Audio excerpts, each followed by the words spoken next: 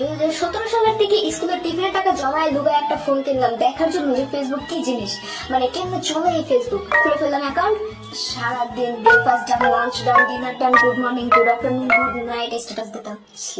এক্সামের থেকে বেশি টেনশন করতাম যে আপলোড করা ছবিতে লাইক বেশি পড়বে কিনা। পড়ালেখা তো তখন জাঙ্গি পুরা।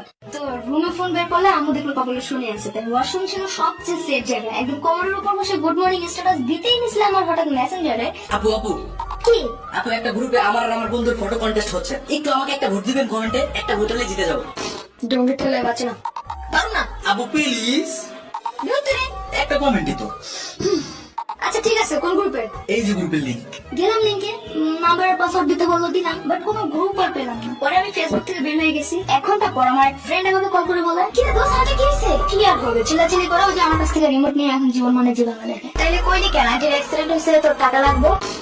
আমি কল করলাম, হঠাৎ মনে পড়লো ওই লিংকের কথা। তাড়াতাড়ি ফেসবুকে লগ ইন করতে গেলাম, বাট ফেসবুক বলে তোমারও তো চিনলাম না, কি জানো তুমি? বাস গেল আমার নিজের থেকেও প্রিয় ফেসবুক আইডিটা। এরপর বিশাল একটা শিক্ষা হলো যে দুনিয়া উল্টা যাক আর জীবনে কোনো লিঙ্কে ঢুকে যাবো না।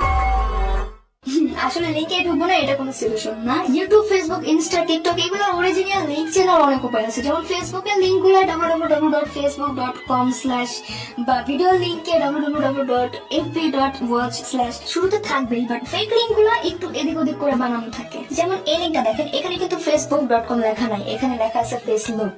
তো এমন আরো অনেক উপায় আছে যেটা চাইলে এখনই ইউটিউবে বা গুগলে সার্চ করে সবাই জেনে নিতে পারেন।